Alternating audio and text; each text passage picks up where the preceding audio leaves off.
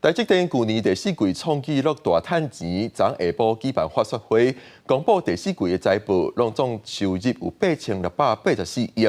另外，每一个月赚新台票14块以上。估计2025年 AI 产业若搁再提升，台积电可能会搁加10%。总裁有跟黄仁勋执行长约吃饭吗？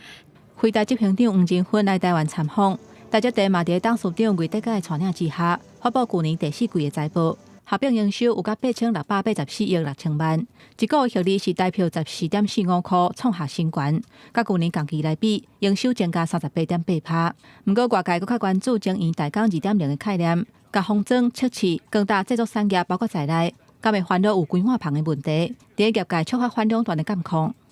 魏德嘉强调讲，市占率也无算悬，因为2025年大家在按算伫咧 AI 强势成长之下，晶圆代工2.0会当达到10%的成长。2025年资本预估支出嘛要挑战新纪录，平均达到400亿美金。另外，伫美国亚利桑那州的晶圆厂嘛要采用 A16等等更较先进的技术，不过上先进制程会留伫台湾。We want to ramp up the semiconductor technology in US, but that practically is a little bit difficult. So Taiwan will always be first. 针对美国新政府就要上任，外资嘛关注新关税政策对台积电的影响。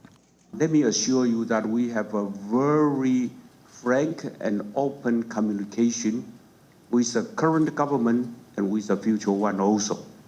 面对市场的风声，台积电将被封装 CoWoS 启用促销订单。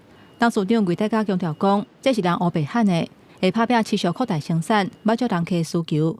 记者综合报道。